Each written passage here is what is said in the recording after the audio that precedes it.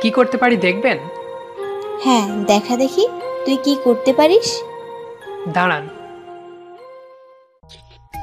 বাবা শাহরিয়ার, উঠে পড়, অনেক বেলা হয়ে গেল তো। উঠতেছি মা।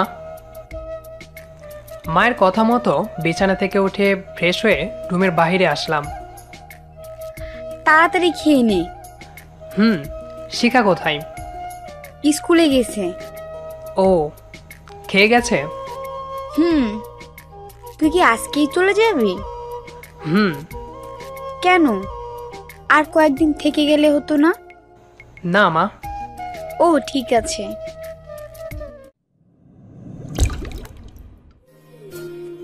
খাবার খাওয়ার সময় যদিও বা কথা বলা উচিত নয়, তারপরও আপনাদের আমার পরিচয়টা দিয়েই দিই।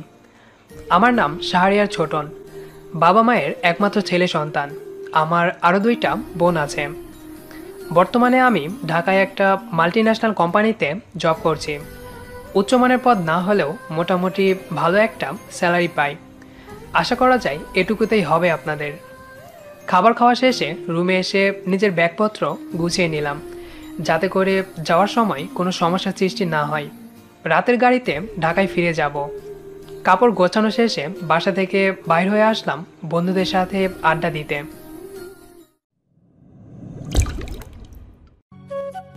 কি রে, আজকে চলে যাচ্ছিস? ও, আবার কবে আসবি? দেখি ছুটি কবে মেলে, ছুটি পেলে চলে আসব। ও, সাব্বির কোথায়?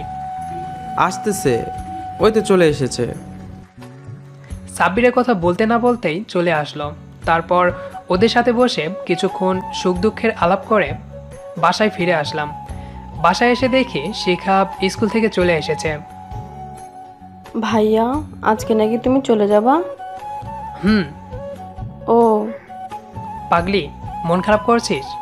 কোনো মন খারাপ করিস না, চল খাবো, খিদে লেগেছে প্রচুর।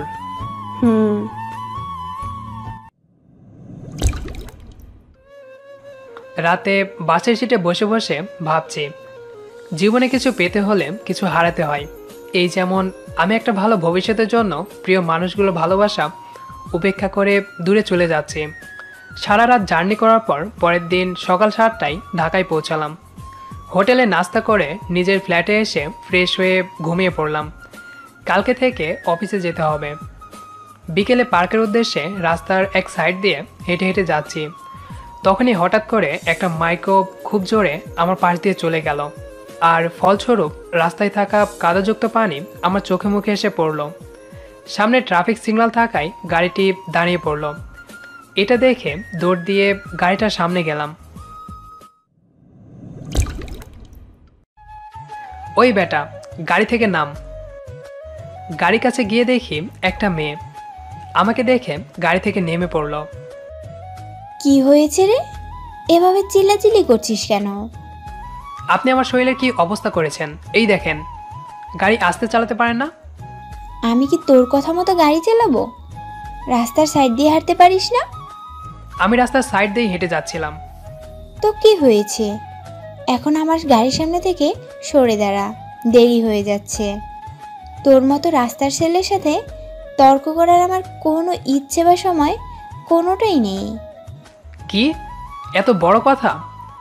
একে তো আমার শরীর নোংরা করে দিয়েছেন, আবার আমাকে অপমান করছেন। হ্যাঁ করেছি তো, তুই কি করবি? কি করতে পারি দেখবেন? হ্যাঁ, দেখা দেখি তুই কি করতে পারিস। দাঁড়ান। রাস্তার সাইডে পড়ে থাকা একটা গাছের ডালের টুকরো হাতে নিয়ে দিলাম গাড়ির হেডলাইটে একটা বাড়ি। আমি এইটা করতে পারি। ওই, এটাও করতে পারি। ওই বেয়াদব ছেলে, তুই আমার গাড়ির হেডলাইট ভাঙচুর করলি কেন? আপনি তো বললেন আমি কি করতে পারি তা দেখাতে, সেটাই দেখালাম। এখন তাহলে আমি আসি, কেমন? ভালো থাকবেন। এই কথা বলে সেখান থেকে চলে আসলাম। মেয়েটি পেছন থেকে আমাকে অনেকবার ডাকছিল, কিন্তু আমি সাড়া না দিয়ে চলে আসি। পরের দিন অফিসে একটু তাড়াহুড়ো করেই ঢুকেছি, কারণ ঘুম থেকে উঠতে একটু লেট হয়েছে। ছুটি কাটিয়ে আসার পর প্রথম দিনেই যদি লেট হয় তাহলে বস রাগ করতে পারে, আর এজন্যই এত তাড়াহুড়ো। সিঁড়ি দিয়ে উঠতে যাব, ঠিক তখনই নিজের অজান্তেই একজনের সাথে ধাক্কা খেলাম।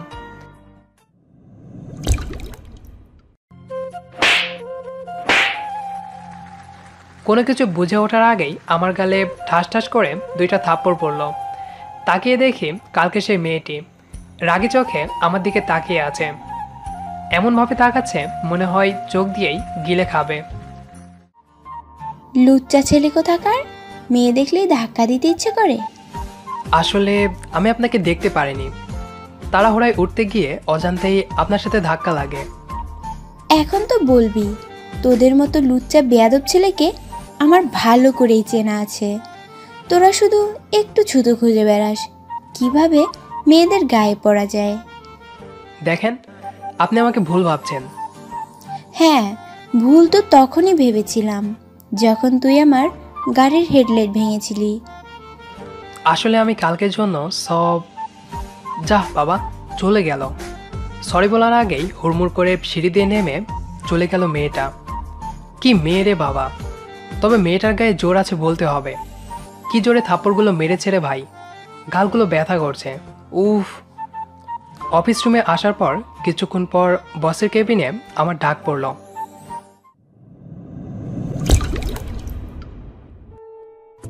আসতে পারি স্যার? আসো। ধন্যবাদ স্যার। তা ছুটি কেমন কাটলো শাহরিয়ার? জি স্যার, ভালোই কেটেছে। যাক, ভালো যখন কেটেছে তখন তোমার মনের অবস্থাও এখন অনেক ভালো। তাই এই ফাইলগুলো একটু দেখো তো, কোনো ভুল ত্রুটি আছে কিনা। ঠিক আছে স্যার। ও হ্যাঁ, আরেকটা কথা, আমি হয়তোবা দুপুরে অফিসে থাকবো না, আমার মেয়ে ইভা থাকবে। তুমি ফাইলগুলো ওকে দেখায়ও। জি স্যার। এখন আসতে পারো। জি স্যার। ফাইলগুলো নিয়ে কেবিনে চলে আসলাম। ফাইলগুলো চেক করতে করতে দুপুর হয়ে গেল। চেক করা শেষ হলে ক্যান্টিনে গিয়ে খাবার খেয়ে নিলাম। দুপুরের খাবার খেয়ে ফাইলগুলো নিয়ে বসের কেবিনের দিকে হাঁটা দিলাম। কেবিনের কাছে এসে আসতে পারি ম্যাম? হ্যাঁ আসুন। কেবিনের ভিতরে প্রবেশ করে অবাক হয়ে গেলাম, কারণ ইভা ম্যামের পাশে সকালে সেই বজ্জাত খাটাস মেয়েটা বসে আছে। খাটাস মেয়েটি আমার দিকে চোখ গরম করে তাকিয়ে আছে। শাহরিয়ার বসো। ধন্যবাদ ম্যাম। শাহরিয়ার, আমি তোমাকে আগেই বলেছিলাম না আমাকে ম্যাম বলবে না, আপু বলে ডাকবে। সরি আপু। আপু, এই ফাইলগুলো একটু চেক করে দেখেন তো ঠিক আছে কিনা। দাও। আর হ্যাঁ, আমার ছোট বোন সামিয়া। আমি মনে মনে ভাবছি, এটাই তাহলে বসের ছোট মেয়ে। এতদিন জানতাম বসের 2টা মেয়ে, তার মধ্যে ইভা আপুকে আগে থেকে চিনতাম, কিন্তু এই খাটাস বজ্জাত মেয়েটাকে আগে কখনো দেখিনি, তাই চিনিও না। বাড়ি ছোট মেয়ে তো, তাই মনে হয় মেয়েটা এত বজ্জাত আর অহংকারী। শাহরিয়ার, কি ভাবছো? কিছু না আপু, আপনি বরং ফাইলগুলো চেক করেন, আমি যাই। দেখা শেষ হলে আমাকে একটু খবর দিয়েন যদি কোনো ভুল ত্রুটি থাকে। ঠিক আছে।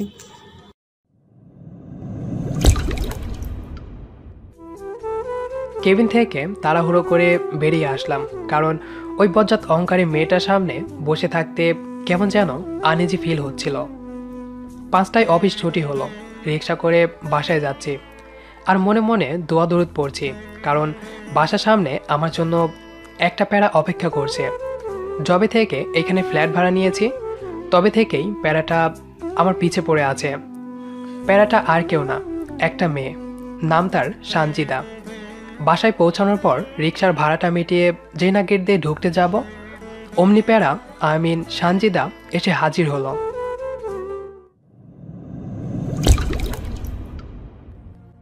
এতক্ষণ লাগে অফিস থেকে আসতে, আর তুমি যে গ্রামের বাড়ি থেকে ফিরে এসেছো একবারের জন্য আমাকে বলার প্রয়োজন বোধ করলে না?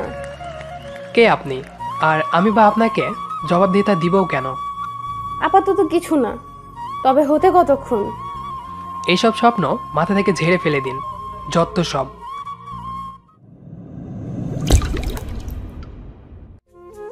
এই বলে নিজের ফ্ল্যাটে চলে আসলাম। প্রতিদিন এভাবেই আমাকে সানজিদার বকবকানি শুনতে হয়।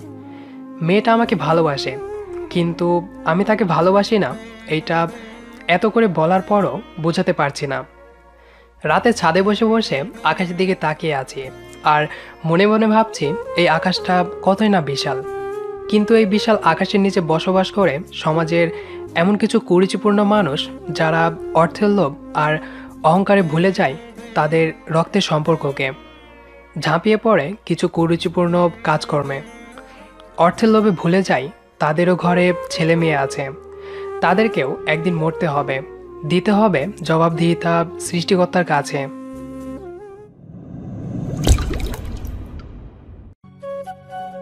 এভাবে একা বসে বসে কি করছো? ভাবনার ছেদ ঘটিয়ে সানজিদা ছাদে এসে ওপরে কথাটি বলল। আপনাকে কেন বলবো? আর আপনি এত রাতে ছাদে কেন? এমনি আসলাম তোমার সাথে দেখা করতে, জানি তুমি এই সময় ছাদে থাকবে তাই। কথা বলতে বলতে সানজিদা আমার পাশে এসে বসে পড়ল। আরে আরে, আপনি আমার পাশে এসে বসলেন কেন?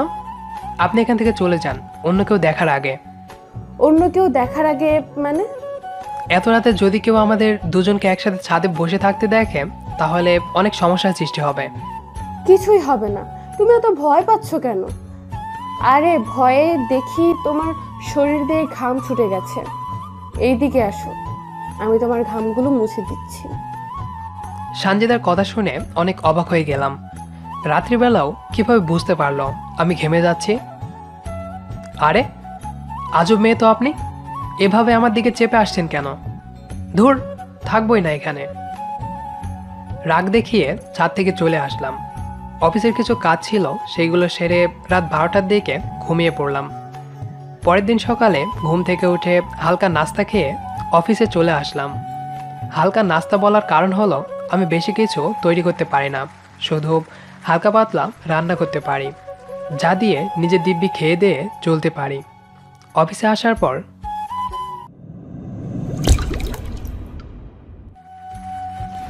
স্যার, বড় স্যার আপনাকে একটু তার রুমে ডাকছে। ঠিক আছে, তুমি যাও, আমি আসতেছি। একটা গুরুত্বপূর্ণ ফাইল দেখছিলাম, তখনই প্রিয়ন এসে বলে গেল স্যার নাকি আমাকে ডাকছে। তাই সব কাজকর্ম ফেলে রেখে স্যারের রুমে আসলাম। শাহরিয়ার এসেছো? বসো। ধন্যবাদ স্যার। তোমাকে যে কারণে ডাকলাম, তুমি কি অফিসের কাজে দেশের বাইরে যেতে পারবে?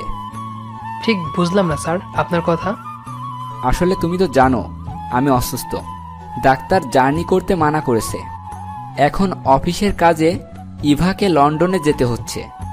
একটা মেয়ে মানুষ হয়েও একা হাতে এত কাজ সামলাতে পারবে না, হিমশিম খেয়ে যাবে। সেই জন্য আমি চাচ্ছি ইভার সাথে তুমিও যাও। যদি তোমার যেতে কোনো ধরনের সমস্যা থেকে থাকে তাহলে আমাকে নির্দ্বিধায় বলতে পারো। আসলে স্যার আমার তেমন কোনো সমস্যা নেই, তবে তবে কি? আমার সাথে যদি অফিসের অন্য আরেকজনকে পাঠাতেন তাহলে ভালো হতো।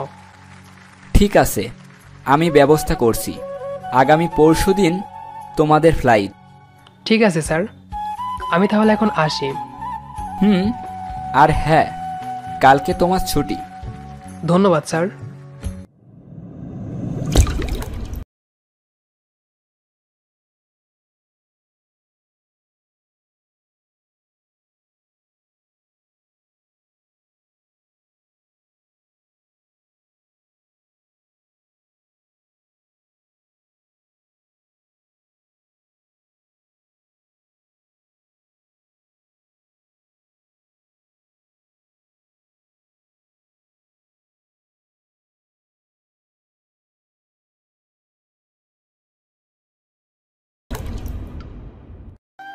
আপনি?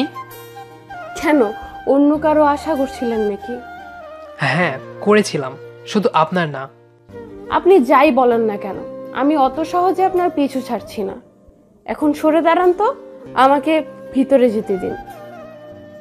আমার উত্তরের অপেক্ষা না করেই সানজিদা হুড়ুড় করে ভেতরে চলে আসলো। ভেতরে এসে খাবার টেবিলে বক্সটা রাখলো। আপনি কি করছেন এসব বলুন তো? কি আবার, আম্মু আপনার জন্য খাবার পাঠিয়েছে, সেগুলোই দিতে আসলাম। আপনি তো আর আমাদের বাসায় যান না, তাই আমি নিয়ে আসলাম। ও ঠিক আছে, আপনি তাহলে এখন চলে যান। আমি বক্সটা পরে পাঠিয়ে দেব। ঠিক আছে।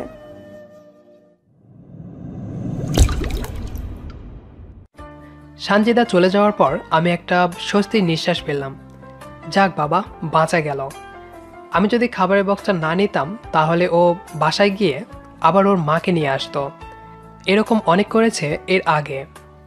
জানি না কবে এর থেকে মুক্তি পাবো। পরের দিন অফিসে ছুটি থাকায় সকালে একটু দেরি করেই ঘুম থেকে উঠলাম। অফিসের কাজে বাইরে যেতে হবে, কিন্তু আমার কাছে তেমন কোনো পোশাক নেই, তাই রেডি হয়ে নিলাম মার্কেটে যাওয়ার জন্য। নিচে এসে যেই না রিকশায় উঠতে যাব, অমনি সানজিদা পেছন দিক থেকে ডাক দিল।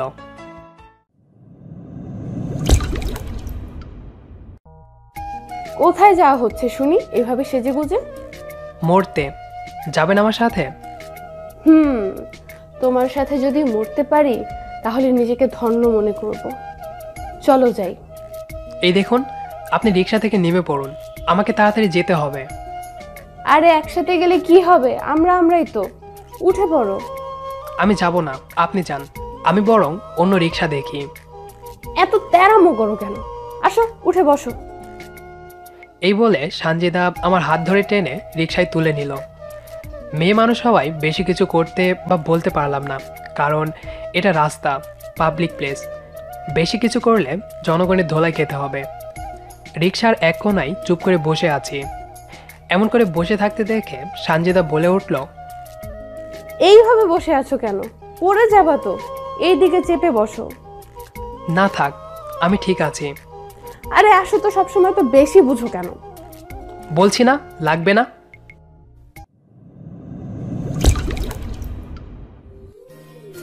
হঠাৎ করে ধমক শুনে সানজিদা ভয়ে কেঁপে উঠল।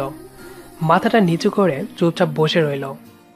মার্কেটের সামনে এসে আমি রিকশা থেকে নেমে ভাড়াটা মিটিয়ে মার্কেটের ভেতরে চলে আসলাম। আর সানজিদা ওই রিকশাতেই তার গন্তব্যে চলে গেল। কেনাকাটা করে মার্কেটের সামনে দাঁড়িয়ে আছি নিলয় ভাইয়ার জন্য। তিনিও আমাদের সাথে যাবেন। দাঁড়িয়ে থাকতে থাকতে পায়ে ঝিম ধরে গেল, তাই আর দাঁড়িয়ে না থেকে মার্কেটের ভেতরে একটা কফি শপে চলে আসলাম। কফি শপের ভেতরে এসে আমি অবাক হয়ে গেলাম। নিলয় ভাইয়া আর ইভা আপু একসঙ্গে বসে লুতুপুতু গল্প করছে। আমাকে দেখা মাত্রই নিলয় ভাইয়া হকচকিয়ে দাঁড়িয়ে পড়ল, আর ইভা আপু মিটমিট করে হাসতে লাগলো। ভাইয়া, আমি তোমার জন্য কতক্ষণ ধরে বাইরে দাঁড়িয়ে আছি, আর তুমি এখানে আপুর সাথে বসে বসে গল্প করছো? কি বলো, তোমাকে বাহিরে দাঁড় করিয়ে রেখেছে? আসলে শাহরিয়ার। থাক ভাইয়া, কিছু বলতে হবে না। আপু আমাকে সব বলেছে, আর বলেছে বলেই তো তুমি আজকে আপুর সাথে যেতে পারছো। ও আমাদের ব্যাপারে সব জানে। ও, আসলে সেদিন বসের রুমে যাওয়ার আগে ইভা আপু আমাকে ফোন দিয়ে নিলয় ভাইয়া আর তার ব্যাপারে সব কিছু বলে, আর সেজন্যই আমি বসকে আমার সাথে আরেকজনকে পাঠাতে বলেছিলাম। আর আমার পর বস নিলয় ভাইয়াকে বিশ্বাস করে, তাই আমার বিশ্বাস ছিল বস নিলয় ভাইয়াকে পাঠাবেন। তা তোমার শপিং করা শেষ? হো, তা কি কি কিনলে? বেশি কিছু না আপু, এই সামান্য কিছু শার্ট প্যান্ট। হো, আপু, আপনারা তাহলে কথা বলেন, আমি চলে যাই। আরে কফি খেয়ে যাও। না ভাইয়া, খাবো না, বাসায় চলে যাব। যেতে যখন চাচ্ছ যাও, তবে কালকে সময় মতো এয়ারপোর্টে চলে আসবে কিন্তু। মার্কেট থেকে বাসায় ফিরে এসে ফ্রেশ হয়ে রান্নার কাজে লেগে পড়লাম। তখনই কলিং বেলটা বেজে উঠল। দরজা খুলে দিয়ে দেখি সানজিদা। বুঝি না এই মেয়েটা আমাকে এভাবে জ্বালিয়ে কি পাই। হঠাৎ হঠাৎ করেই আমার ফ্ল্যাটে চলে আসে। রান্না করছো বুঝি? কি চাই? কিছু না, এমনি দেখতে আসলাম। কি করছো তুমি? ভিতরে যাই? কেন? তোমার রান্নার কাজে সাহায্য করি। ধন্যবাদ, দরকার নেই, আমি নিজের রান্না নিজেই করতে পারি। আপনি এখন আসতে পারেন। এই বলে সানজিদার মুখের ওপর দরজাটা লাগিয়ে দিলাম। দুপুর 12টায় ফ্লাইট, তাই পরের দিন সকাল সকাল ঘুম থেকে উঠে সব কিছু গোছগাছ করে নিলাম। 10টা বাজে আমি লাগেজ নিয়ে বাসার বাইরে দাঁড়িয়ে আছি অফিসের গাড়ির জন্য, যেটাতে নিলয় ভাইয়া আসছে। তখনই সানজিদা তার রুমের বারান্দা থেকে আমাকে ডাক দিল। শাহরিয়ার, একটু দাঁড়াও। এই বলে সানজিদা দৌড় দিয়ে কোথায় জানি চলে গেল। কিছুক্ষণ পর আমার কাছে দৌড়াতে দৌড়াতে আসলো। তাকিয়ে দেখি দৌড়াবার কারণে হাঁপিয়ে গেছে। তুমি লাগেজ নিয়ে কোথায় যাচ্ছ? ফ্ল্যাট ছেড়ে দিয়েছি, তাই চলে যাচ্ছি। কেন? এখানে থাকবো না আর, তাই। তুমি কি আমার উপর রাগ করে চলে যাচ্ছ? প্লিজ যেও না, আমি আর তোমাকে ডিস্টার্ব করব না। সানজিদার দিকে তাকিয়ে দেখি চোখের কোণায় নোনা জল চিকচিক করছে। কখন জানি চোখ থেকে ঝরে পড়ে। কান্না করছেন কেন আপনি? প্লিজ তুমি যেও না, আমি তোমাকে আর ডিস্টার্ব করব না। সানজিদা নিজের আবেগকে সামলাতে না পেরে কান্না করে দিল, যেটার জন্য আমি মোটেও প্রস্তুত ছিলাম না। দেখুন, আপনি কান্না করবেন না।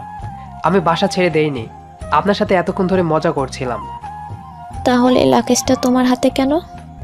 অফিসের কাজে দেশের বাইরে যাচ্ছি, সেজন্যই। সত্যিই তো? এবার চোখের পানিগুলো মুছে ফেলুন, রাস্তার মানুষ দেখলে খারাপ ভাববে। এই বলে সানজিদা হাতটা উল্টো করে চোখের পানিগুলো মুছে ফেলল। হাত দিয়ে মোছার কারণে সানজিদার চোখে থাকা কাজলগুলো চারিদিকে ছড়িয়ে গেল। এইটা দেখে আমি হাসতে লাগলাম। আমাকে এমন হাসতে দেখে সানজিদা বলল, তুমি এভাবে হাসতেছো কেন? আপনার মোবাইলের স্ক্রিনে একটু নিজের চেহারাটা দেখুন, আপনাকে যা লাগছে না।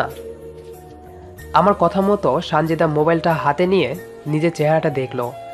কাজল লেপ্টে থাকতে দেখে সানজিদা লজ্জায় লাল হয়ে মাথা নিচু করে ফেলল।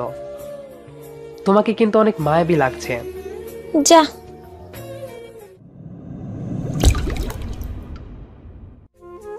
সানজিদা আমার কথা শুনে লজ্জা পেয়ে দৌড় দিয়ে বাসার ভেতরে চলে গেল। এই প্রথম সানজিদাকে এভাবে লজ্জা পেতে দেখলাম। মনে মনে বলে উঠলাম, পাগলি একটা। তবে কাজল লেপ্টে থাকা অবস্থায় সানজিদাকে দেখতে অনেক সুন্দর লাগছিল, যা বলে বোঝানো যাবে না আপনাদের। নিলয় ভাইয়া সহ এয়ারপোর্টে এসে দেখি ইভা আপু দাঁড়িয়ে আছে, কিন্তু ইভা আপুর পাশে দাঁড়িয়ে থাকা মেয়েটাকে দেখে আমার চোখ কপালে উঠে গেল। বজ্জাত সামিয়া ইভা আপুর সাথে দাঁড়িয়ে আছে।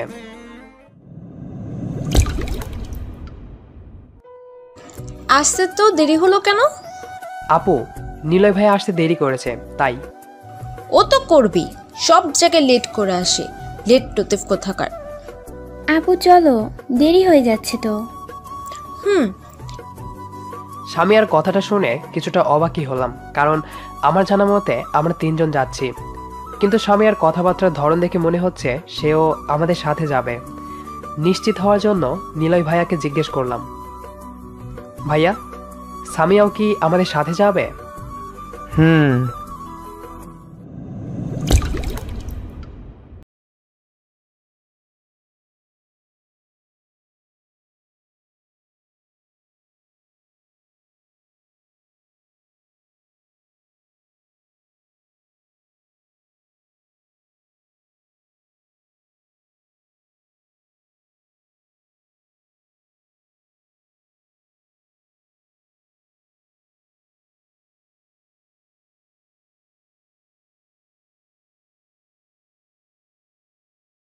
মুখে কোনো কথা নেই।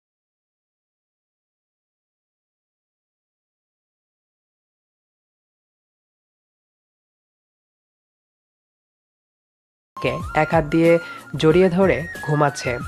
এই অবস্থায় সামিয়াকে দেখতে অনেক মায়াবী আর সুন্দর লাগছে, একদম নিষ্পাপ শিশুর মতো।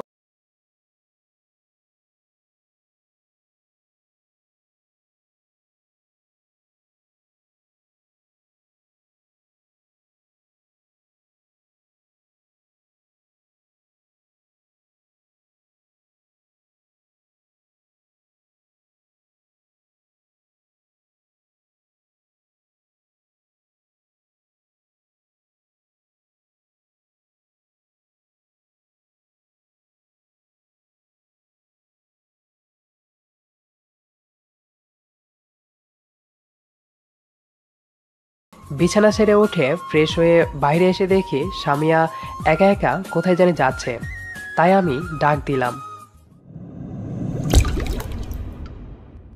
সামিয়া। ওই ছোট লোকের বাচ্চা, তুই আমাকে নাম ধরে ডাকলি কেন? ম্যাম বলে ডাকবি, ম্যাম। ভুলে যাস না, আমি তোর বসের মেয়ে, আর তুই আমাদের কোম্পানির সামান্য একজন কর্মচারী। Sorry ma'am.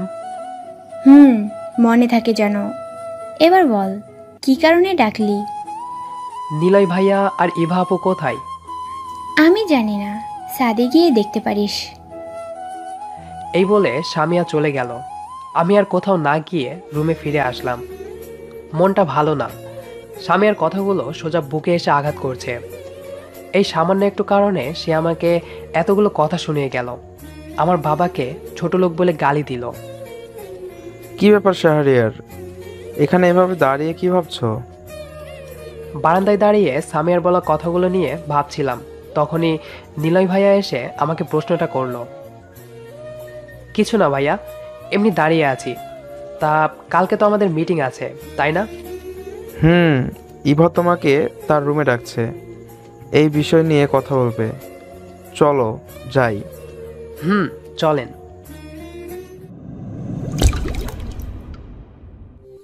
নিলয় ভাইয়া সহ ইভা আপুর রুমে এসে কালকের প্রেজেন্টেশনের ফাইলগুলো গুছিয়ে নিলাম। ইভা আপু আমাকে সব কাজ বুঝিয়ে দিল, আমাকে কি কি করতে হবে। সবচেয়ে বেশি কাজের চাপ আমারই ওপর দেওয়া হলো, আর তারা কম নিল, কারণ তারা লুতুপুতু প্রেম করে বেড়াবে তো, তাই। পরের দিন অফিসে সব কাজ শেষ করে হোটেলে এসে ফ্রেশ হয়ে নিলাম। আলহামদুলিল্লাহ, যে কাজের জন্য এখানে আসা সেটা ভালোভাবেই মিটে গেল। এই খুশির খবর শুনে বস আমাদের এখানে 1 সপ্তাহ থেকে যেতে বলেছেন। নিলয় ভাইয়া আর ইভা আপু বসের এই কথা শুনে খুশিতে নাচা শুরু করে দিয়েছে। তারা অলরেডি ঘুরতে চলে গেছে। আমাকেও সাথে যেতে বলেছিল, কিন্তু আমি চাইনি, কারণ কারো প্রেমের মাঝে আমার কাটা হতে একদমই ভালো লাগে না। সামিয়া রুমে শুয়ে আছে, কোথাও যায়নি বেড়াতে। কিছুক্ষণ রুমে শুয়ে থাকার পর রেডি হয়ে যেই না হোটেল থেকে বেরিয়ে আসতে ধরবো, অমনি ইভা আপু কল দিল।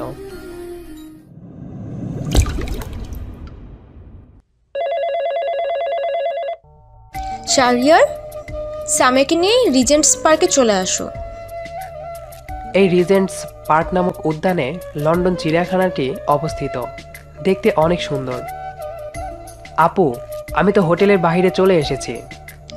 একটু কষ্ট করে হোটেলে ফিরে গিয়ে সামিয়াকে নিয়ে আসো। আচ্ছা ঠিক আছে।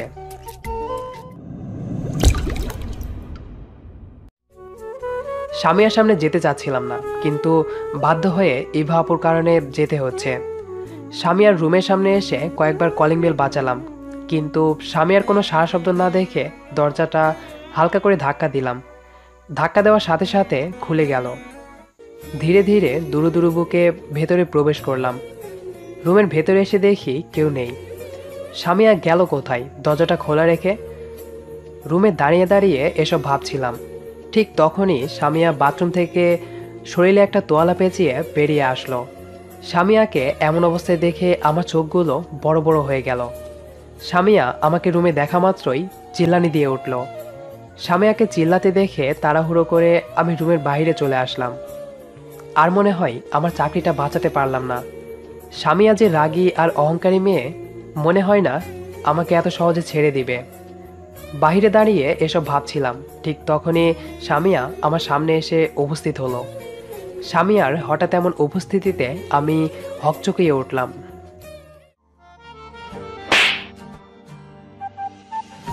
আচমকা সামিয়া আমার গালে একটা চড় বসিয়ে দিল।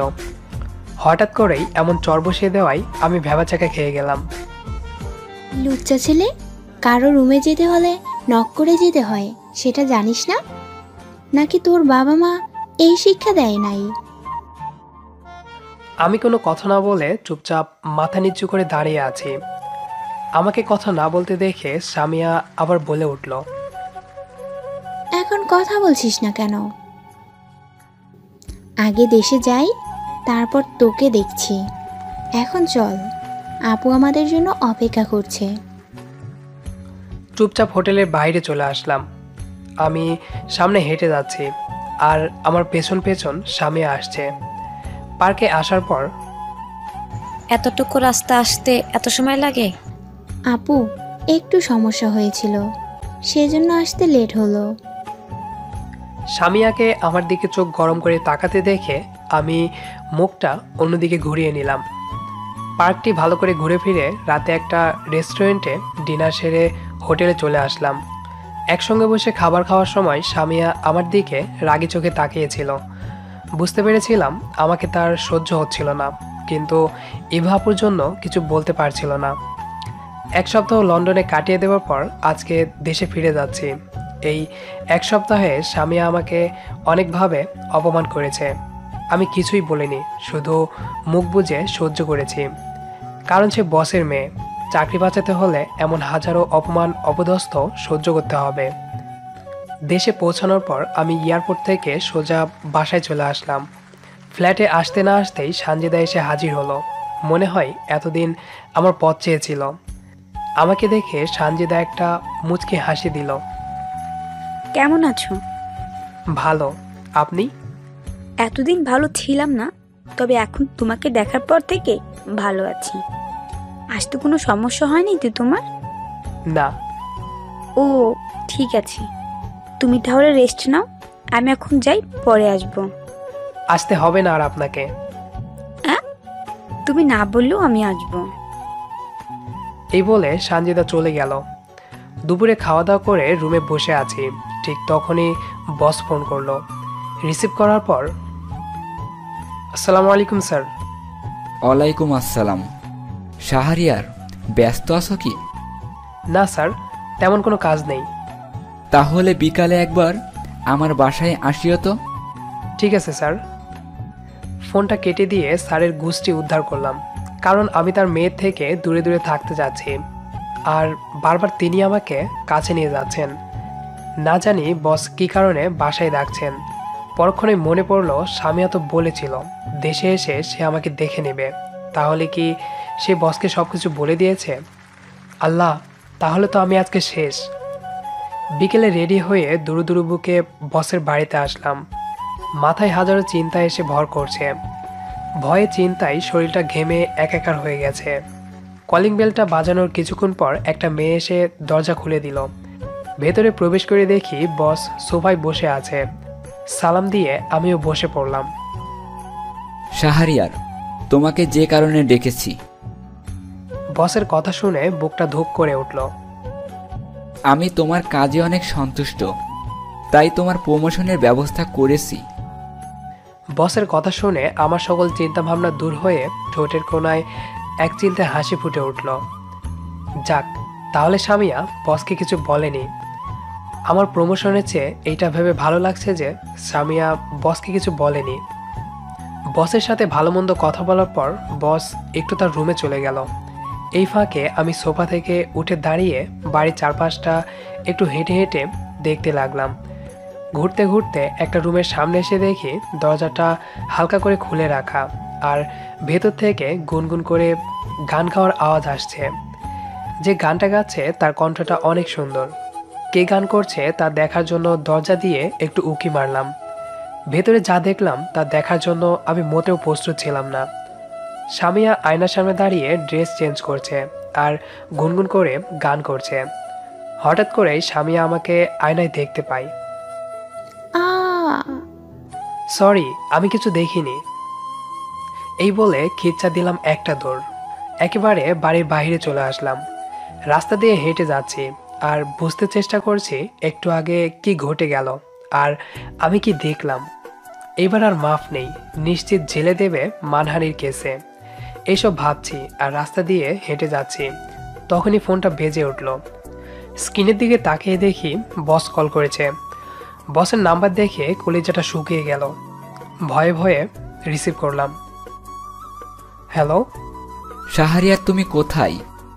আমাকে না বলে চলে গেলে কেন?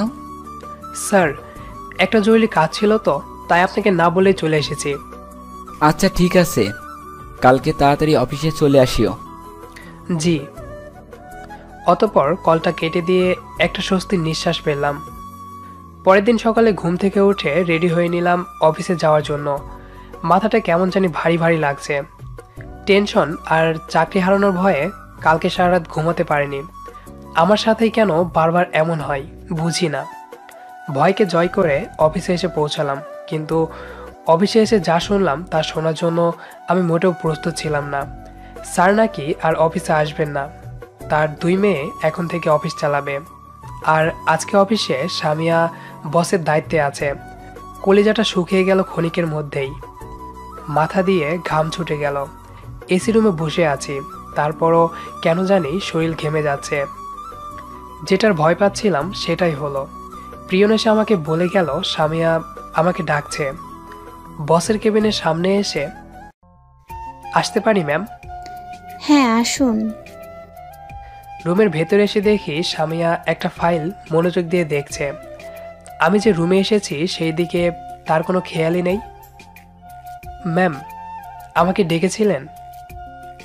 সামিয়া ফাইল থেকে চোখ সরিয়ে আমার দিকে মাথা তুলে তাকালো। চেয়ার থেকে উঠে আমার সামনে এসে দাঁড়ালো। সাথে সাথেই আমি চোখ বন্ধ করে নিলাম। মনে মনে দোয়া দরুদ পড়ছি যাতে করে চরটা জোরে না দেয়। কিন্তু সামিয়া আমাকে অবাক করে দিয়ে এসবের কিছুই করলো না। এই ফাইলটা একটু দেখুন তো, যদি কোনো ভুল থেকে থাকে তাহলে ঠিক করে নিয়ে আসেন। সামিয়াকে এভাবে শান্তভাবে কথা বলতে দেখে চোখ খুলে সামনে তাকিয়ে দেখি সামিয়া একটা ফাইল আমার দিকে বাড়িয়ে দিয়ে আছে। সামিয়ার এমন আচরণে অবাক হয়ে গেলাম। আমাকে এমনভাবে তাকিয়ে থাকতে দেখে সামিয়া আবার বলে উঠল, কি হলো, এভাবে তাকিয়ে আছেন কেন? ফাইলটা নিয়ে যান। জি ম্যাম। ফাইলটা হাতে নিয়ে তাড়াতাড়ি নিজের কেবিনে চলে আসলাম। সামিয়ার এমন শান্তশিষ্ট স্বভাব দেখে আমি কিছুটা না অনেকখানি শক খেয়েছি। ভেবেছিলাম আমাকে চর মারবে, কিন্তু সামিয়া সেরকম কিছুই করলো না। ফাইলটা দেখা শেষ হলে ফাইলটা নিয়ে সামিয়ার কাছে আসলাম। ম্যাম, এই নিন। ভালো করে দেখেছেন তো? ফাইলটা আমার হাত থেকে নিয়ে সামিয়া দেখা শুরু করে দিল। সব ঠিকঠাক আছে। এই ফাইলগুলো নিয়ে যান আর কালকের মধ্যে কমপ্লিট করে আমাকে জমা দিবেন। কি? কি হলো? ম্যাম, এ তো অনেকগুলো ফাইল, এগুলো দেখতে কমপক্ষে 3 দিন লাগবে। কালকের মধ্যেই জমা দিতে হবে, না হলে চাকরি ছেড়ে দিয়ে বাসায় গিয়ে বসে থাকুন। ম্যাম, আমি কালকের মধ্যে এত ফাইল কমপ্লিট করতে পারবো না। কালকে যদি ফাইলগুলো কমপ্লিট করে না নিয়ে আসতে পারেন তাহলে রিজাইন লেটারটা সাথে করে নিয়ে আসেন। ম্যাম, আমার কথাটা শুনুন। আমি আপনার কোনো কথাই শুনতে পারবো না। আপনি এখন আসতে পারেন। অতঃপর উপায় না পেয়ে ফাইলগুলো নিয়ে চলে আসলাম। আসার সময় মনে মনে সামিয়াকে ঠিকসে ধোলাই করছি। এতক্ষণে বুঝতে পারলাম সামিয়া আমার সাথে আজকে এত ভালো ব্যবহার কেন করলো। আমাকে নীরবে চিপা মার দিয়ে দিল। এতগুলো ফাইল একদিনে দেখা কখনোই সম্ভব না। রাত 3টা বাজে, আমি এখনো ঘুমাইনি। ঘুমাবই বা কী করে ফাইলগুলো কমপ্লিট না করে? চোখ আর খোলা রাখতে পারছি না, আপনা আপনি বন্ধ হয়ে যাচ্ছে। কাজ করতে করতে কখন যে ঘুমিয়ে গেলাম বলতেই পারি না। সকালে ঘুম থেকে উঠে দেখি 10টা বাজে। অলরেডি 30 মিনিট পেরিয়ে গেছে অফিসের। তাড়াহুড়ো করে রেডি হয়ে না খেয়েই অফিসে চলে আসলাম। তারপরও 1 ঘন্টা 30 মিনিট লেট। ম্যামের রুমে ডাক পড়লো। আসতে লেট হলো কেন? এটা কি আপনার বাবার কোম্পানি যে যখন ইচ্ছে আসবেন? আসলে ম্যাম, ফাইলগুলো কমপ্লিট করতে করতে রাত 3টা বেজে গেছিল, তাই সকালে ঘুম থেকে উঠতে দেরি হয়ে যায়। আমি এত কিছু জানতে চাইনি। এরপর লেট করে আসলে আমি বাধ্য হব আপনাকে চাকরি থেকে বাহির করে দিতে। জি ম্যাম, আর লেট হবে না। ফাইলগুলো দিন। এই নিন ম্যাম। সামিয়া ফাইলগুলো নিয়ে দেখতে লাগলো। কি ব্যাপার, এখানে 5টা ফাইল কেন? আমি তো আপনাকে 7টা ফাইল দিয়েছিলাম, বাকি দুটো কোথায়? সরি ম্যাম, বাকি 2টা এখনো কমপ্লিট করতে পারিনি। এই কথা বলার সাথে সাথেই সামিয়া হাতে থাকা ফাইলগুলো আমার মুখের উপর ছুঁড়ে মারল। তোকে আমি বলেছি না আজকের মধ্যেই ফাইলগুলো কমপ্লিট করতে হবে? জি ম্যাম। তাহলে করিস নাই কি কারণে? তোর বাবা মা কি তোরে এই শিক্ষা দিয়েছে, কাজে ফাঁকিবাজি করা? ম্যাম, আপনি আমাকে নিয়ে যা ইচ্ছে বলুন, প্লিজ আমার বাবা মাকে নিয়ে কিছু বলবেন না। বলবো, 100 বার বলবো। কি করবি তুই? আসলে তুই না, তোর বাবা মাই খারাপ। এই কথা শোনার পর আমি নিজের রাগকে আর কন্ট্রোল করতে পারলাম না। সামিয়ার গালে কষিয়ে একটা চড় মারলাম। এত জোরে চড় মেরেছে যে সামিয়া তাল সামলাতে না পেরে মেঝেতে পড়ে গেল। আমার বাবা মা কি খারাপ রে? খারাপ তো তুই, বেয়াদব মেয়ে। এই তোর শিক্ষা, অন্যের বাবা মাকে গালি দেস? তুই আমাকে চড় মারলি? হ্যাঁ মেরেছি। কি করবি তুই? আমাকে চাকরি থেকে বের করে দিবি? তোকে আর কষ্ট করে বাইর করতে হবে না, আমি নিজে চাকরিটা ছেড়ে দিচ্ছি। তোর মতো অহংকারী মেয়ের আন্ডারে কাজ করার আমার কোনো ইচ্ছে নেই। এই বলে কেবিন থেকে বাইর হয়ে আসলাম। নিজের কেবিনে এসে একটা রিজাইন লেটার লিখে অফিসের বক্সে জমা দিয়ে বাসায় চলে আসলাম। এই শহরে আর থাকবো না, নিজের বাড়ি চলে যাব। আগে এখানে থাকার একটা উদ্দেশ্য ছিল, কিন্তু এখন আর আমার চাকরিও নেই, তাই এখানে মিছিমিছি পড়ে থেকে কোনো লাভ নেই। ফ্ল্যাটে যাওয়ার আগে ফ্ল্যাটের মালিকের কাছে গেলাম। সালাম আলাইকুম আঙ্কেল। ওয়ালাইকুম আসসালাম। কেমন আছো শাহরিয়ার? জি আলহামদুলিল্লাহ ভালো, আপনি? ভালো আছি। আঙ্কেল, আপনাকে একটা কথা বলার ছিল। বলো। আঙ্কেল, আমি বাসাটা ছেড়ে দিতে চাচ্ছি। কেন? তোমার কি এখানে থাকতে কোনো সমস্যা হচ্ছে? না না আঙ্কেল, তা না। এখানে থাকতে আমার কোনো সমস্যা নেই। আসলে আমি গ্রামের বাড়ি চলে যাব। গ্রামের বাড়ি যাবা মানে? তাহলে তোমার অফিস? আমি চাকরিটা ছেড়ে দিয়েছি। চাকরি ছাড়ার কথা শুনে আঙ্কেল অবাক হয়ে গেলেন। হতবাক হয়ে আমার দিকে তাকিয়ে আছেন। চাকরি কি কারণে ছেড়ে দিলা? সে অনেক কথা, অন্য আরেকদিন শুনিয়েন। আঙ্কেলকে বলতে চাইছিলাম না কি কারণে আমি চাকরিটা ছেড়ে দিয়েছি। ঠিক আছে, তাহলে আজকে আমি উঠি। উঠি মানে? খাওয়া দাওয়া করে যাও। না আঙ্কেল, অন্য আরেকদিন। ফ্ল্যাটে এসে ফ্রেশ হয়ে আমার সব কিছু গোছানো শুরু করে দিলাম। ঠিক তখনই কলিং বেলটা বেজে উঠল। এই সময় আবার কে আসলো? দরজাটা খুলে দিয়ে আমি অবাক হয়ে গেলাম। আমার সামনে বস, সামিয়া আর ইভা আপু দাঁড়িয়ে আছে। আসসালামু আলাইকুম স্যার, আপনি? আমি। তোমার সাথে কথা আছে, ভিতরে চলো বলছি। জি স্যার, আসুন। বস ভেতরে এসে বসার পর আমাকে বলল, কি ব্যাপার শাহরিয়ার, এসব আমি কি শুনছি? তুমি নাকি চাকরি ছেড়ে দিয়েছ? জি স্যার। তুমি চাকরিটা ছেড়ে দেওয়ার আগে একবারও মনে করলে না আমার সাথে তোমার কথা বলা দরকার? দেখো, সামিয়া ভুল করেছে। শুধুমাত্র 2টা ফাইলের জন্য তার এমন রিয়াক্ট করা একদমই উচিত হয়নি। সে আমার কাছে এ নিয়ে ক্ষমা চেয়েছে। আমি চাই তুমি কালকে থেকে অফিসে আবার নিয়মিত আসবে। স্যার, আমি আর কোনো ধরনের কথা শুনতে চাচ্ছি না। কালকে যেন আমি তোমাকে অফিসে দেখতে না পাই শাহরিয়ার। জি আপু। এমনভাবে চেপে ধরেছে যে আমি আর না করতে পারলাম না। তবে একটা জিনিস আমাকে খুব ভাবাচ্ছে, সামিয়া এভাবে মাথা নিচু করে আছে কেন? আসার পর থেকে একবারের জন্য মাথা তুলে আমার দিকে তাকায়নি, নাকি সে লজ্জা পাচ্ছে আমার দিকে তাকাতে। পরক্ষণেই মনে পড়ল সে তো অহংকারী মেয়ে, তার মধ্যে তো লজ্জাবোধ বলতে কিছু নেই।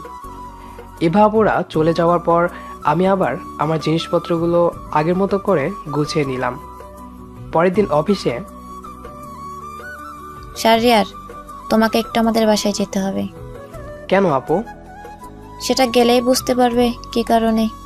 তাড়াতাড়ি যাও। এখনই যেতে হবে? হুম। ঠিক আছে আপু, যাচ্ছি। অতঃপর ইভাপুর কথা মতো অফিস থেকে তাদের বাসায় চলে আসলাম। কলিং বেল বাজানোর পর কাজের মেয়ে এসে দরজাটা খুলে দিল। স্যার কোথায়? স্যার তো বাসায় নেই, তবে আপনাকে ছোট ম্যাম বসতে বলেছে। ঠিক আছে। সোফায় বসে বসে চিন্তা করছি, সামিয়ার আবার আমার কি প্রয়োজন হলো যে বাসায় ডেকে নিয়ে আসলো? আমি মনে করেছিলাম স্যার ডেকেছে। যদি জানতাম সামিয়া ডাকছে তাহলে জীবনেও আসতাম না, এসব ভাবছিলাম। আর ঠিক তখনই সামিয়া আমার সামনে এসে বলল, চলো যাই। সামিয়ার দিকে তাকিয়ে আমি অবাক হয়ে গেলাম। পিঙ্ক কালারের শাড়ি পরেছে, সাথে ম্যাচিং করে চুড়ি আর কানের দুল, ঠোঁটে হালকা লিপস্টিক।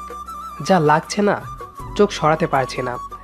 আমাকে এভাবে তাকিয়ে থাকতে দেখে সামিয়া কিছুটা লজ্জা পেল। এভাবে তাকিয়ে কি দেখছো? সামিয়ার কথা শুনে তাড়াতাড়ি চোখ নামিয়ে নিলাম। আমাকে ডেকেছিলেন ম্যাম? তবে আজকে থেকে আর ম্যাম বলে ডাকবে না, শুধু সামিয়া বলে ডাকবে। না ম্যাম, আমি তা পারবো না। কেন পারবি না? কেন? ইভা আপুকে যদি আপু বলতে পারো, তাহলে আমাকে সামিয়া বলে ডাকতে সমস্যা কি? শার্টের কলার ধরে কাছে টেনে নিয়ে সামিয়া আমাকে কথাটি বলল। সামিয়া আমাকে এতটাই কাছে টেনে নিয়েছে যে ওর মুখের নিঃশ্বাস আমার মুখে এসে পড়ছে। আমার শরীরে এক অদ্ভুত ধরনের শিহরণ খেলা করতে শুরু করলো। হার্টবিট বিদ্যুৎ গতিতে ছুটতে লাগলো। তাড়াতাড়ি নিজেকে সামলিয়ে নিলাম। ঠিক আছে ঠিক আছে, সামিয়া বলেই ডাকবো। মনে থাকে যেন। এখন চলো যাওয়া যাক। কোথায়? সেটা গেলেই বুঝতে পারবে। সামিয়ার সাথে রাস্তায় আসলাম। আমার মনের মধ্যে হাজারো প্রশ্ন খেলা করছে। ভেবে পাচ্ছি না সামিয়ার এরকম আচরণের রহস্য।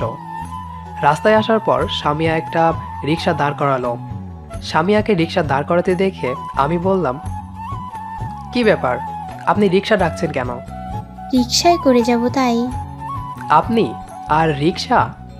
কেন, আমি রিক্সায় করে যেতে পারি না? পারেন, কেন পারেন না? তবে আপনাকে কখনো রিক্সায় উঠতে দেখিনি তো, তাই বললাম। আগে দেখোনি, তবে এখন থেকে প্রতিদিন দেখবে। এই বলে সামিয়া রিক্সায় উঠে পড়ল। রিক্সায় উঠে বসে সামিয়া আবার বলল, কি ব্যাপার, তুমি উঠতেছো না কেন? আপনি যান, আমি অন্য একটা রিক্সা নিয়ে চলে আসতেছি। তোমার কারণে রিক্সায় করে যাচ্ছি, আর তুমি বলছো অন্য রিক্সায় যাবা? উঠো বলছি। আমার কারণে মানে?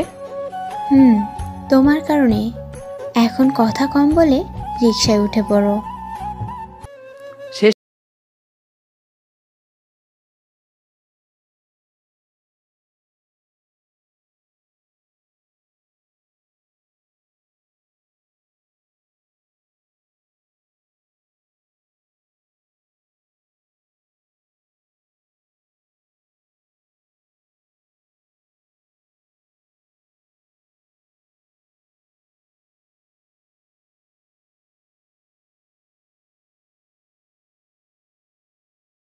চেপে বসছো কেন? আর এভাবে ঘেমে যাচ্ছ কেন? এদিকে আসো, আমি ঘাম মুছে দিচ্ছি। সামিয়া হাত দিয়ে আমার মুখটা তার দিকে করে নিল। শাড়ির আঁচল দিয়ে আলতো করে ঘাম মুছে দিতে লাগলো। এতটা কাছে আসার কারণে আমরা একে অপরের প্রতিটা শ্বাস প্রশ্বাস অনুভব করতে পারছি। সামিয়ার ছোঁয়া পেয়ে আমার প্রতিটা শিরা উপশিরা কম্পিত হয়ে উঠছে। আর ঠিক তখনই রাস্তায় থাকা গর্তে রিকশার একটা চাকা পড়ে যায়।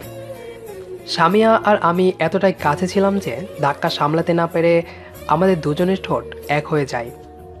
বিদ্যুতিক শক খেলে যেমন শরীর ঝাঁকি দেয়, ঠিক তেমনই শরীরটা কেঁপে উঠল। এমন উষ্ণ ছোঁয়া পেয়ে দুজনেই স্তব্ধ হয়ে গেলাম। চুপচাপ বসে আছি, কারো মুখে কোনো কথাই নেই। আমি লজ্জায় মাথা তুলে তাকাতে পারছি না। কিছুক্ষণ পর রিক্সা একটা পার্কের সামনে এসে দাঁড়িয়ে পড়ল। রিক্সা থেকে নেমে আমি ভাড়াটা দিতে ধরলাম, কিন্তু সামিয়া আমাকে বাধা দিল। পার্কের ভেতরে এসে সামিয়া একটা গাছের নিচে বসে পড়ল, আর আমি দাঁড়িয়ে থাকলাম। আমাকে দাঁড়িয়ে থাকতে দেখে সামিয়া বলল, কি ব্যাপার, দাঁড়িয়ে আছো কেন? বসো। কিন্তু আমরা এখানে কি কারণে এসেছি? প্রেম করতে। মানে? আরে ঘুরতে এসেছি। আমাকে আপনি এই কারণে অফিস থেকে ডেকে এনেছেন? তাহলে আমি অফিসে চলে গেলাম। এই বলে উঠতে যাব, কিন্তু সামিয়ার কারণে উঠতে পারলাম না। সামিয়া আমার হাত টেনে ধরল। আজকে তোমার এটাই অফিস, এখন থেকে তুমি আমার সাথে সারাক্ষণ থাকবে। অফিসের কাজগুলো কে করবে? আর আমি এভাবে আপনার সাথে থাকতে পারবো না। সেটা দেখা যাবে, কে থাকতে পারে আর কে না পারে। আমি এখনই ইভা আপুকে ফোন দিয়ে বলে দিচ্ছি আপনি আমাকে নিয়ে ঘুরতে এসেছেন। দাও দাও। পকেট থেকে ফোনটা বাহির করে ইভা আপুর কাছে কল দিলাম। কিছুক্ষণ রিং হবার পর রিসিভ করলো।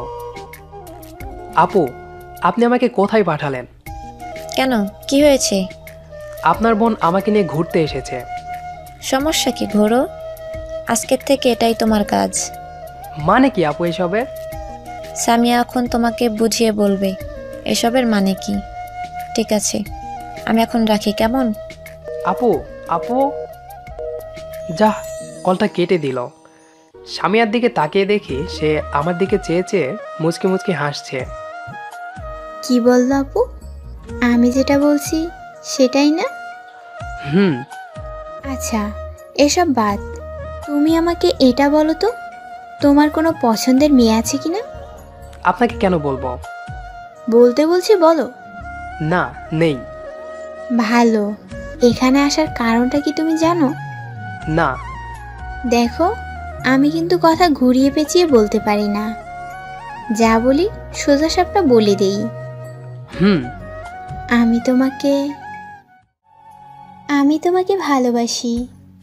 হা হা হা। হাসছো কেন? আমি কি কিছু ভুল বলেছি? ভালোবাসা আর আপনি, তাও আবার আমাকে?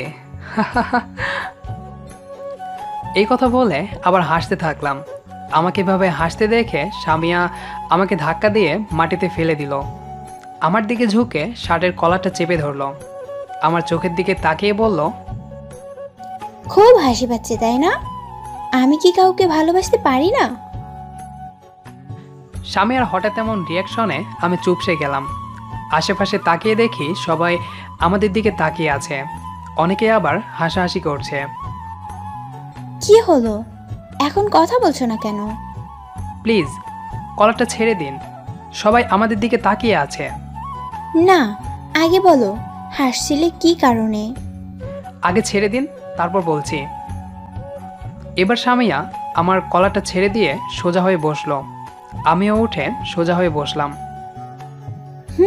বলো। দেখুন, আপনি আমাকে প্রথম প্রথম ঘৃণা করতেন, জানি না হঠাৎ করেই আমার প্রতি আপনার ভালোবাসা কিভাবে জেগে উঠল। তবে আমি আপনাকে ভালোবাসতে পারবো না। ভালোবাসা কখনো বলে কয়ে আসে না, হঠাৎ করেই সৃষ্টি হয়ে যায়। আমি তোমাকে সত্যি অনেক ভালোবাসি।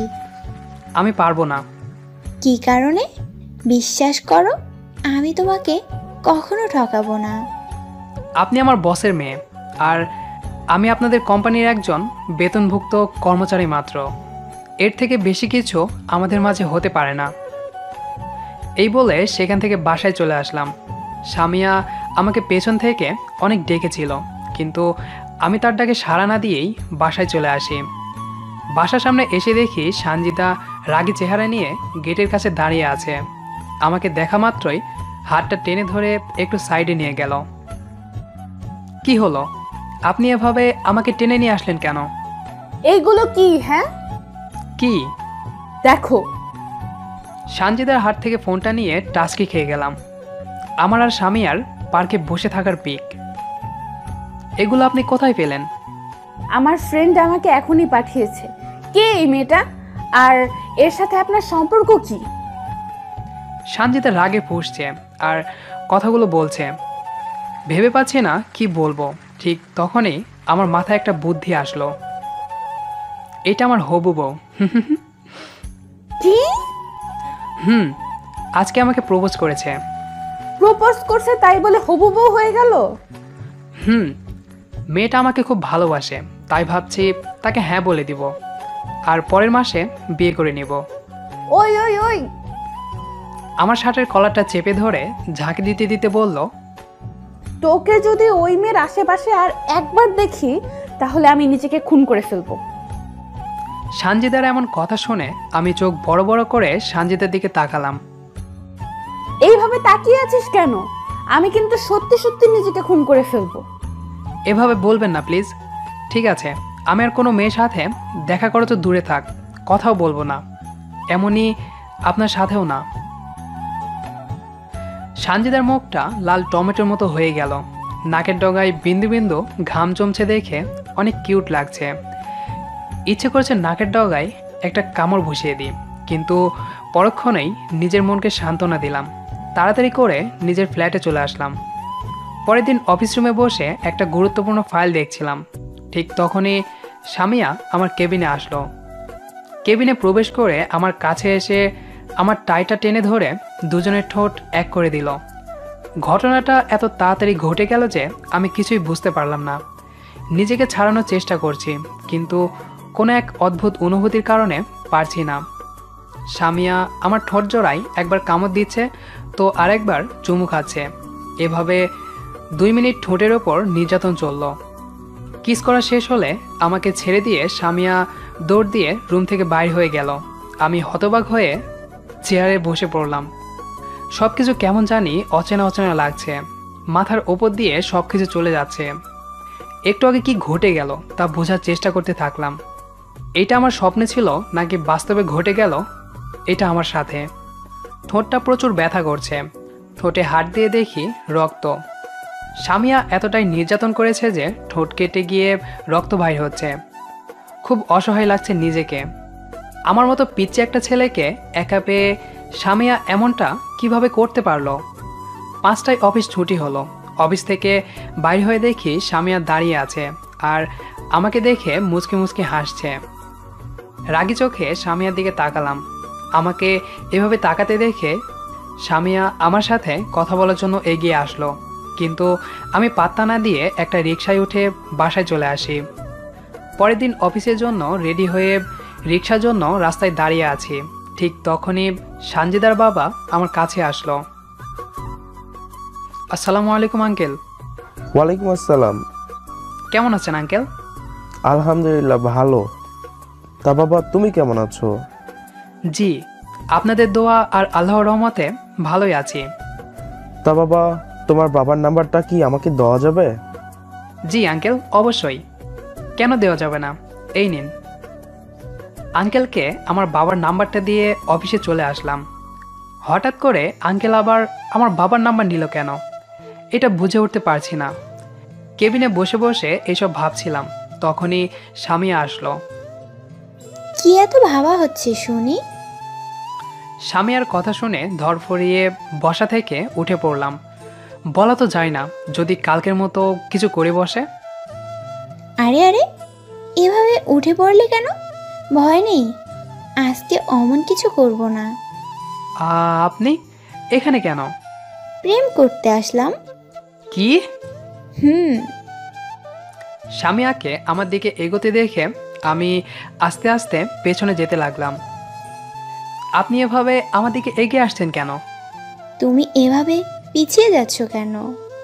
দেখুন, এটা একটা অফিস। প্লিজ এমন কিছু করবেন না, আমার দিকে আসবেন না। ঠিক আছে, যাব না, যদি তুমি আমাকে ভালোবাসো। না, পারবো না। কেন পারবে না? কেন? আপনি আমার মালিক, তাই। বিয়ে করতে পারবে আমাকে? ভালোবাসতেই পারবো না, আবার বিয়ে? চ্যালেঞ্জ, আজকেই আমি তোমাকে বিয়ে করব। চ্যালেঞ্জ। আর যদি আপনি হেরে যান তাহলে আমাকে আর কোনোদিনও ডিস্টার্ব করবেন না। ঠিক আছে, তাহলে রেডি হয়ে যাও আমাকে বিয়ে করার জন্য। সামিয়া কথা বলতে বলতে আমার গালে চুমু দিয়ে বসলো। আমি সাথে সাথে সামিয়ার থেকে দূরে সরে গেলাম, আর সামিয়া হাসতে হাসতে রুম থেকে বাইর হয়ে গেল। দুপুর 2টা বাজে, আমি এখনও কিছু খাইনি। খাবই বা কীভাবে? প্রচুর টেনশানে যে আছি সামিয়াকে নিয়ে। না জানি মেয়েটা কি করে বসে। ইভাপুর কাছে আসলাম। কি ব্যাপার শারিয়ার, এ সময় তুমি আমার কেবিনে? সব কিছু ঠিক আছে তো? না আপু, কিছুই ঠিক নেই। কেন, কি হয়েছে? আপু, আপনার বোন আমাকে চ্যালেঞ্জ করেছে, সে আজকের মধ্যেই আমাকে বিয়ে করবে। কি? শারিয়ার, তুমি তাহলে আজকে শেষ। ওর জেদ সম্পর্কে তুমি এখনো অবগত নও। ও যা বলে তাই করে। ও চ্যালেঞ্জে জিততে যে কোনো পাঙ্গা অবলম্বন করতে দুবার ভাবে না। আমি এখন কি করব আপু? আমার বলার কিছুই নেই। সামিয়া যেভাবে হোক আজকে তোমাকে বিয়ে করেই ছাড়বে। কথা বলার মাঝেই ইভাপুর ফোনে একটা কল আসলো। আপু কলটা রিসিভ করে কথা বলতে লাগলো। কিছুক্ষণ কথা বলার পর কলটা কেটে দিয়ে আপু কান্নায় ভেঙে পড়ল। আপু, আপনি কান্না করছেন কেন? আপু, কে ফোন দিয়েছিল? আব্বু। এই বলে ইভা আপু আবার কান্নায় ভেঙে পড়ল। আপু, আপনি একটু শান্ত হন। স্যার আপনাকে কি বলল যে আপনি এভাবে কান্না করছেন? সামিয়া আত্মহত্যা করার চেষ্টা করেছে। তোমার কথা আব্বুকে বলার পর আব্বু মানা করেছিল, তাই সে। ইভা আপুর কথা শুনে অবাক হয়ে গেলাম। আপু, আপনি এভাবে কান্না করবেন না। সামিয়া এখন কোথায় আছে? হাসপাতালে। চলেন হাসপাতালে যাব। হুম। ইভা আপুকে সঙ্গে নিয়ে হাসপাতালে আসলাম। এসে দেখি স্যার বাইরে বসে আছেন। আমাকে দেখা মাত্রই আমার হাতটা ধরে কান্নায় ভেঙে পড়লেন। বুঝতে পারলাম স্যার খুব ইমোশনাল হয়ে আছে, খুব আদরের মেয়ে তো। স্যার, এভাবে ভেঙে পড়বেন না। ছোট ম্যাম কোথায়? স্যার আমাকে সামিয়ার কেবিন দেখিয়ে দিল। ইভা আপু আর স্যারকে বাইরে রেখে আমি একাই কেবিনের ভেতরে প্রবেশ করলাম। সামিয়া চুপচাপ মাথায় হাত দিয়ে বসে আছে, ডান হাতটা ব্যান্ডেজ করা, তার মানে ডান হাত কেটেছিল। আমি সামিয়ার সামনে গিয়ে দাঁড়ালাম। আমার উপস্থিতি টের পেয়ে সামিয়া হাতটা নামিয়ে আমার দিকে তাকালো। আমি কোনো কিছু না বলে ঠাস করে একটা থাপড় বসিয়ে দিলাম সামিয়ার গালে। সামিয়া ফুপিয়ে ফুপিয়ে কান্না করছে আর আমার দিকে তাকিয়ে আছে। আপনি কি পাগল? এরকম কেউ করে? হ্যাঁ হ্যাঁ হ্যাঁ, আমি করি। তোমাকে আমি ভালোবাসি।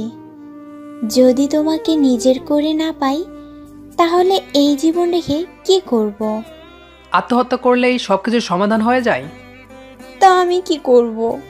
আব্বু না করে দিয়েছে। আমার ভুল হয়েছে মা। আমি আজকেই তোর সাথে শাহরিয়ার বিয়ে দিব। স্যারের কথা শুনে আমি বাকরুদ্ধ হয়ে গেলাম। শাহরিয়ার। স্যার কিছু বলার আগেই আমি বলে উঠলাম, স্যার, আমি আপনার মেয়েকে বিয়ে করতে পারবো না। আমি আপনার অফিসের সামান্য একজন বেতনভুক্ত কর্মচারী মাত্র। আপনার মেয়ে আমার সাথে সুখী হতে পারবে না। আমি তার চাহিদা মেটাতে পারবো না। আমার সেই সামর্থ্য নেই। বাবা, দেখো, আমি এত কিছু বুঝি না। আমার মেয়ে যখন তোমাকে বিয়ে করতে চেয়েছে তখন তোমাকে বিয়ে করতেই হবে, না হলে আমি অন্য পন্থা অবলম্বন করতে বাধ্য হব। স্যার। স্যার বলে কোনো লাভ নেই। আমার মেয়ে আমার কাছে সব। তোমার কারণে আমি আমার মেয়েকে হারাতে পারবো না। বাবা, আসলেই তুমি সবার সেরা। সামিয়া স্যারকে জড়িয়ে ধরে গালে চুমু খেলো। পাগলি মেয়ে আমার, রেডি হয়ে নে, আজকেই তোর বিয়ে। বাবা। সামিয়ার দিকে তাকিয়ে দেখি সে অনেক খুশি, মনে হয় আকাশের চাঁদ হাতে পেয়েছে। চোখের কোণায় জল চিকচিক করছে, আবার হাসতেছেও। ইভা আপুর দিকে মন খারাপ করে তাকালাম। আপু চোখের ইশারা দিয়ে বুঝিয়ে দিল তার কিছু করার নেই। কিছুক্ষণ পর ডাক্তার এসে সামিয়াকে চেক আপ করে গেল। সব কিছু গুছিয়ে নেওয়া হলো বাসায় যাওয়ার জন্য। ডাক্তার আজকে এখানে থেকে যেতে বলেছিল, কিন্তু সামিয়া থাকবে না।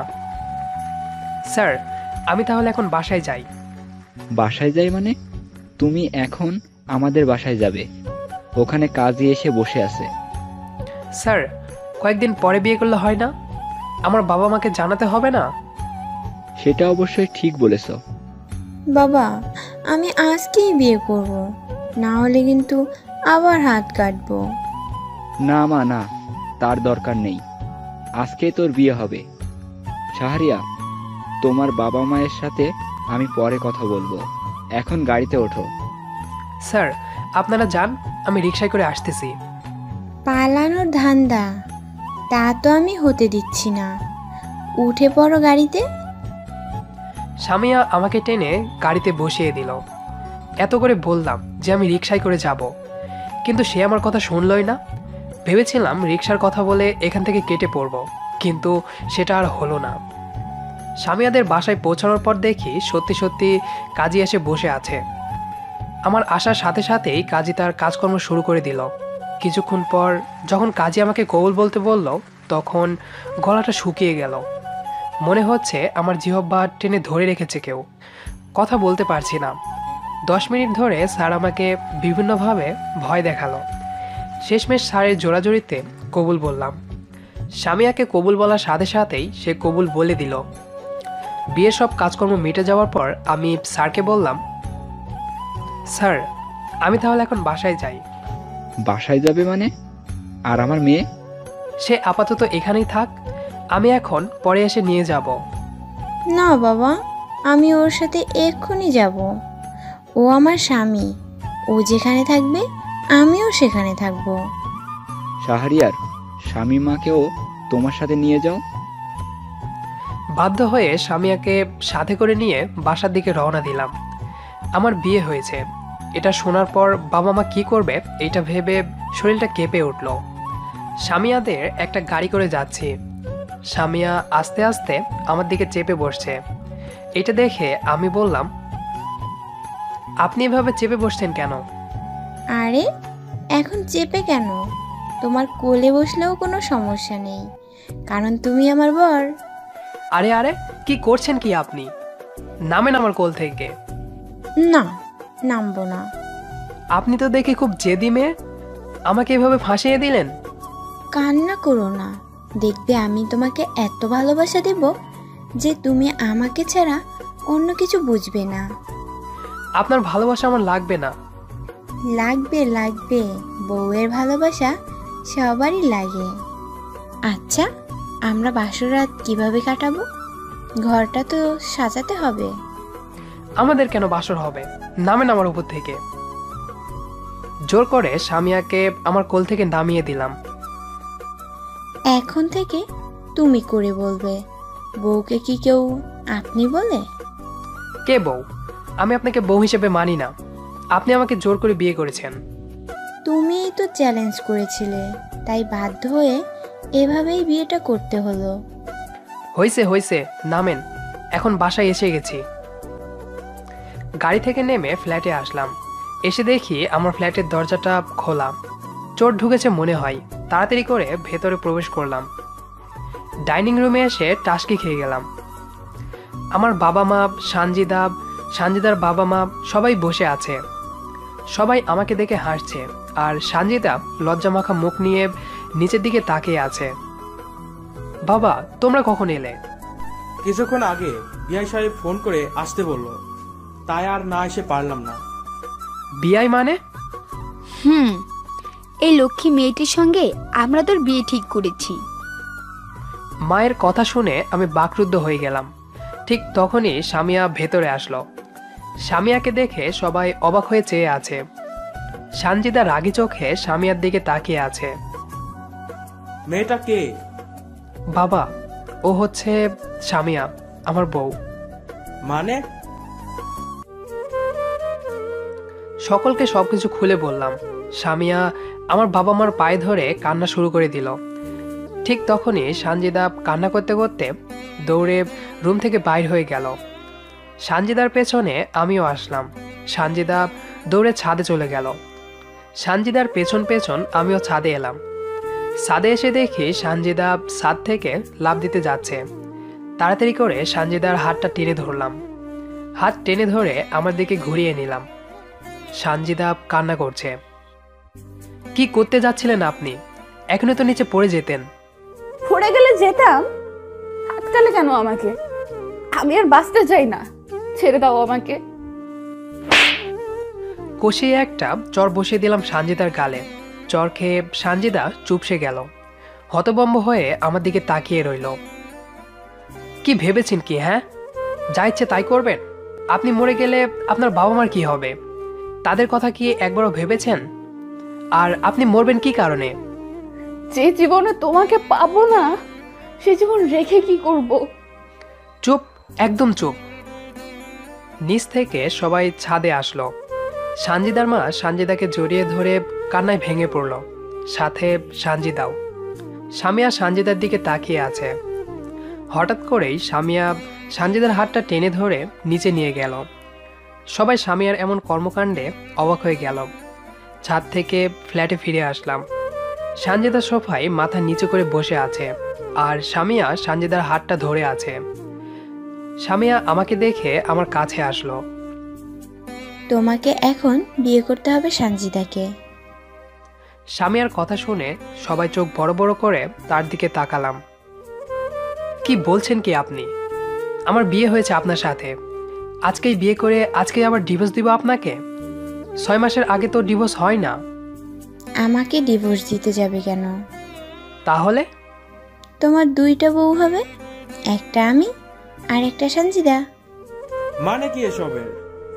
বাবা, আমি যেমন আপনার ছেলেকে ভালোবাসি, ঠিক তেমনি সানজিদাও ভালোবাসে।